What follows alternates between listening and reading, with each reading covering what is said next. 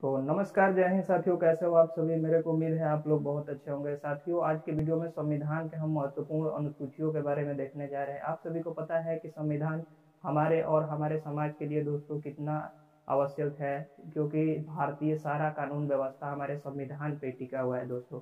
इसीलिए मैंने सोचा कि इसके एक एक टॉपिक पे आप सभी को वीडियो के माध्यम से सारा चीज बताइए दोस्तों। फटाफट से चालू करते हैं और आप सभी को दिखाते हैं कि अनुसूचियां क्या होती है और अनुसूचियों का प्रावधान क्या है। सारा चीज समझने का प्रयास करेंगे। तो आइए पूरे जोश के साथ, उमंग के साथ दोस्तों चालू करते हैं वीडियो को और आप सभी को दिखाने का मैं प्रयास करता हूँ। देखिए, फर्स्ट नंबर यहाँ पे दोस्तों लिखा गया है अनुसूची। क्या लिखा गया है दोस्तों? अनुसूची। तो अनुसूची आखिर किसको कहेंगे, ये बातें पहले जान लेते हैं। तो देख सकते हैं यहाँ पे लिखा गया है गतिविधि जो किस प्रकार से होगी और कौन कौन। ये दो लिखा गया है, तो ये कौन का ही दो दो लिखा गया है दोस्तों। कौन दो बार लिखने के बजाय मैंने दो लिख दिया है, तो कौन को दो बार बताया गया है। तो देख सकते हैं यहाँ पे फिर से मैं पढ़ने का प्रयास करता हूँ कि प्रशासनिक गतिविधि जो किस प्रकार से होगी और कौन कौन सी नीतियां और सरकार के द्वारा बनाई जाएगी, उन सभी चीजों को एक सारणीबद्ध करती है।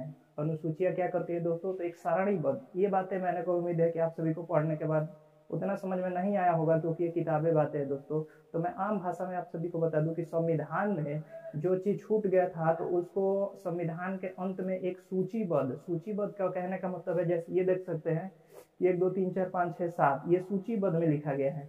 तो ऐसे ही सूची दे देकर एक क्रम में उसको सजा दिया गया है अंत में, तो उसको अनुसूचियां बोलते हैं। तो वो दोस्तों अनुसूची आखिर उस समय जब संविधान बना, तो जब संविधान बना तो उस संविधान को कहते हैं मूल संविधान। ठीक है। तो मूल संविधान में दोस्तों टोटल अनुसूचियों की संख्या देख सकते हैं 8 था। कितना था दोस्तों? तो 8 था। जब हमारा संविधान बना तो उसमें अनुसूचियां कितनी थी? तो 8 थी। और वर्तमान में मतलब अभी अभी कुछ संशोधन करके या कुछ जरूरतों के अनुसार दोस्तों वर्तमान में ये 12 हो गई है। कितना हो गई है? तो 12 हो गई है। तो कौन कौन से हुई है दोस्तों? तो बाकी मैं सारा चीज लिख के सारा चीज ये बोर्ड पे देख सकते हैं, मैंने समझाने का प्रयास किया है।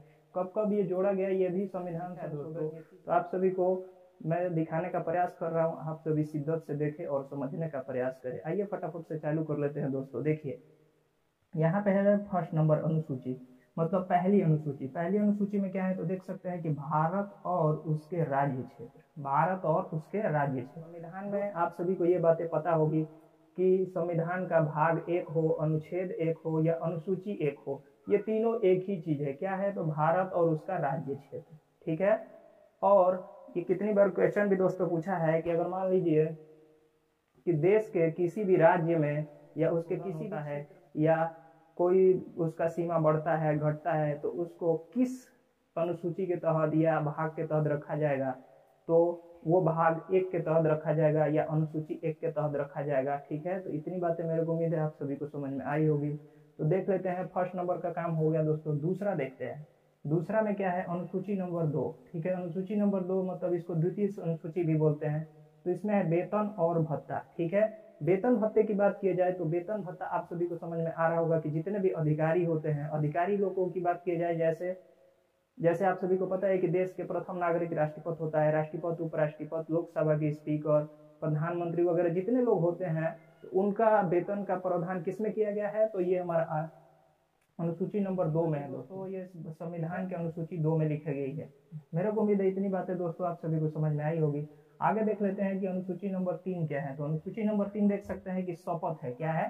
शपथ है। जो अनुसूची 2 में जितने भी अधिकारियों को दोस्तों शपथ दिलाया जाता है, किसके तहत? तो ये शपथ अनुसूची नंबर 3 के तहत ये शपथ दिलाया जाता है। तो मेरे को उम्मीद है इतनी बातें आप सभी को समझ में है। लेकिन इसमें एक मतलब कंडीशन है, जैसे राष्ट्रपति हो गया, उप अधिकारियों की शपथ अलग से दिलवाई जाती है। जैसे राज्यपाल भी हो गए, राज्य के राज्यपाल हो गए दोस्तों, इन लोगों की शपथ मतलब अलग से प्रावधान है, इनके लिए आर्टिकल है। तो ये बातें मेरे को उम्मीद है आप सभी को समझ में आई होगी। आगे राज्यसभा के सीट, राज्यसभा का सीट समझ में आ रहा है दोस्तों कि राज्यसभा अगर पूरे देश में देखा जाए तो राज्यसभा की सीट कितना है? तो 245 है। तो 245 में कौन कौन से राज्य को कितना सीट दिया जाएगा, ये कौन से अनुसूची में लिखा गया है? तो ये अनुसूची नंबर 4 में लिखा गया है। ठीक है।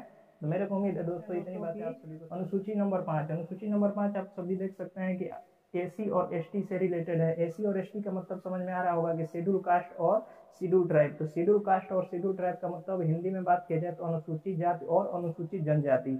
अनुसूचित जाति और अनुसूचित जनजाति के बारे में ये राष्ट्रपति डिसाइड करते हैं और वही बताते हैं कि कौन सा क्षेत्र हमारा दोस्तों एससी का है और कौन सा क्षेत्र एसटी का है, वही डिसाइड करते हैं। आगे देख लेते हैं अनुसूची नंबर 6।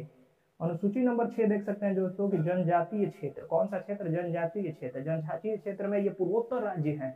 जैसे हमारा इंडिया है तो इंडिया का मतलब पूर्व में देखेंगे तो पूर्वोत्तर राज्य में से 4 स्टेट ऐसे हैं जो जनजातीय क्षेत्र के मायने में आते हैं, जैसे असम, मेघालय, त्रिपुरा, मिजोरम। ये 4 राज्य ऐसे हैं दोस्तों जो जनजातीय क्षेत्र के बारे में आते हैं। जैसे यहाँ पे आप लोगों को मतलब कुछ भी वैसे तो देखने को नहीं मिलता है, जैसे कि मान लीजिए यहाँ पर किसी आदमी का सर वगैरह लेकर घूमेंगे और बोलेंगे कि मैं आदमी का भी मांस खाता हूँ, तो ये कितना सुनने में बुरा लग रहा है। लेकिन सब जनजातीय क्षेत्र में जाएंगे तो वहाँ पे कोई प्रावधान नहीं है, वहाँ पे कुछ भी खा जाते हैं, ठीक है। जैसे सांप, बिच्छू, गोजर, मेढक वगैरह सारा चीज का सारा खा जाते हैं, इसीलिए उनका प्रावधान अलग से किया गया है। वहाँ पे जाने के लिए भी सरकार से हमें परमिट लेना पड़ता है, ठीक है। तो जनजातीय क्षेत्र का ये मैटर है, इसीलिए इसको अलग कैटेगरी दिया गया है। तो यही हमारा अनुसूची नंबर 6 में है। तो मेरे को उम्मीद है दोस्तों इतनी बात आप सभी को समझ। आगे अनुसूची नंबर 7। अनुसूची नंबर 7 क्या है? तो केंद्र और राज्य शक्तियों का बंटवारा। केंद्र और राज्य की शक्ति है तो शक्ति का बंटवारा करना बहुत जरूरी था दोस्तों, क्योंकि नहीं तो आपस में वो अपना बनाते नियम और ये अपना बनाते नियम। इसीलिए केंद्र और राज्य का क्या क्या प्रावधान है कि ये कौन से अनुसूची में दिया गया है? तो अनुसूची नंबर 7 में दिया गया है, ठीक है। और इसमें 3 ठो कंडीशन है, वो ये अलग से मैं बताऊंगा अभी आप सभी को, ठीक है। यहाँ पे यही सब समझ लेना है बस आप सभी को कि केंद्र और राज्य की शक्तियों का बंटवारा है, ठीक है। इस पे एक अलग सा चैप्टर होता है, पूरा वीडियो समझाना पड़ता है, तो इसलिए मैंने इसको शॉर्ट में बताया हूँ अभी आप सभी को, तो आप सभी को ध्यान रखना है। आगे देख लेते हैं अनुसूची नंबर 8। अनुसूची नंबर 8 देख सकते हैं कि क्या है? भाषा। तो भाषा आप सभी को पता ही है कि भाषा जब हमारा संविधान बना तो मूल संविधान में दोस्तों टोटल 14 ठो ही भाषा थी। कितनी भाषा थी? तो 14 ठो ही भाषा थी। लेकिन अब जाके इसमें संशोधन कर करके कितना तो कर दिया गया है, तो अभी टोटल 22 ठो कर दिया गया है दोस्तों। कितना कर दिया गया है? तो 22 ठो अभी भाषा। मेरे को उम्मीद है आप सभी को समझ में आई होगी। 8 ठो ये आप सभी को पता ही है कि ये संविधान जब बना तो ये मूल संविधान में टोटल 8 ही ठो अनुसूची था दोस्तों। तो 8 ही ठो अनुसूची था, तो जब हमें जरूरत जैसे जैसे पड़ने लगी, जो जो भी छूटा भी था उसको अनुसूची को बढ़ाते गए लोग, संशोधन कर करके। जो भी मिनिस्टर वगैरह थे तो वो क्या करने लगे, तो संविधान में संशोधन करके इसको बढ़ाते गए। तो बढ़ाते बढ़ाते दोस्तों ये कहाँ तक आ गई है? तो 12 तक आ गई है। तो अब देखते हैं कि संशोधन करके जितना भी जोड़ा गया है उनको अब देख लेते हैं। तो देख सकते हैं कि यहाँ पे अनुसूची नंबर 9 है। अनुसूची नंबर 9 में प्रावधान क्या है? तो देख सकते हैं कि केंद्र और राज्य कानूनों की एक ऐसी सूची जिन्हें न्यायालय के समक्ष चुनौती नहीं दी जा सकती, ठीक है। मतलब राज्य कोई भी कानून अच्छा ऐसा बनाए तो उसमें न्यायालय जो है हस्तक्षेप न करे, यही बात मतलब इसमें संशोधन किया गया है। और इसको फर्स्ट संविधान संशोधन मतलब पहले संविधान संशोधन 1951 के तहत इसको जोड़ दिया गया है। जब हमारा संविधान लागू हुआ 26 जनवरी 1950 को, तो उसके एक ही साल बाद मतलब जब अगले साल मतलब इसको क्या किया गया, तो मतलब ऐड कर दिया गया, जोड़ दिया गया, ठीक है। 10 नंबर अनुसूची देख सकते हैं क्या है? दल बदल। क्या है दोस्तों 10 नंबर अनुसूची? तो देख सकते हैं कि दल बदल है। दल बदल किसको तहत जोड़ा गया? तो देख सकते हैं कि 52वां संविधान संशोधन 1985, ठीक है। किसके तहत जोड़ा गया दोस्तों? तो देख सकते हैं कि 52वां संविधान संशोधन 1985 के तहत इसको जोड़ा गया। ये सीए का मतलब समझ में नहीं आ रहा होगा तो मैं और स्वर्ण बचाओ। अनुसूची नंबर 10 देख सकते हैं दोस्तों। अनुसूची नंबर 10 क्या है? तो दल बदल से संबंधित है। दल बदल क्या है? तो दल बदल आप सभी को पता ही होगा कि कोई भी राजनीतिक पार्टी के जो मेंबर होते हैं, जैसे हो गए विधायक हो गए, मंत्री हो गए, तो ये अपना पार्टी चेंज करते रहते हैं। जैसे ये कभी भाजपा में है तो कभी कांग्रेस में जाएंगे, कभी कांग्रेस में है तो भाजपा में जाएंगे, बाकी इधर उधर ये अपना चेंजिंग करते रहते हैं। तो इसीलिए संविधान में ये नियम बना दिया गया कि आप सभी कैसे दल बदल करेंगे, तो इसके लिए प्रावधान है। तो ये अनुसूची नंबर कितने में है? तो ये 10 में है। तो मेरे को उम्मीद है इतनी बातें आप सभी को समझ में आई होगी। आगे देख लेते हैं दोस्तों कि 11 नंबर अनुसूची नंबर 11। अनुसूची नंबर 11 देख सकते हैं दोस्तों कि यहाँ पे क्या है? पंचायती राज व्यवस्था को संवैधानिक दर्जा दिया गया है।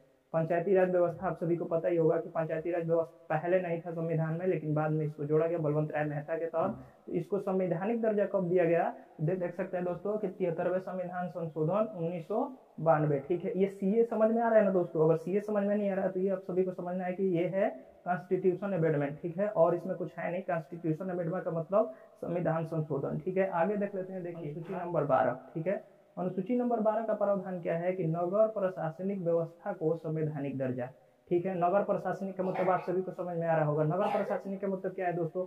तो जैसे आप सभी समझ सकते हैं, जैसे नगर पंचायत होता है, नगर पंचायती में चेयरमैनिंग होता है, अभी भी हमारे इधर आप सभी को पता ही होगा। तो चेयरमैनिंग में वही पहले प्रशासनिक दर्जा नहीं था, तो इसलिए इसको दर्जा दिया गया दोस्तों।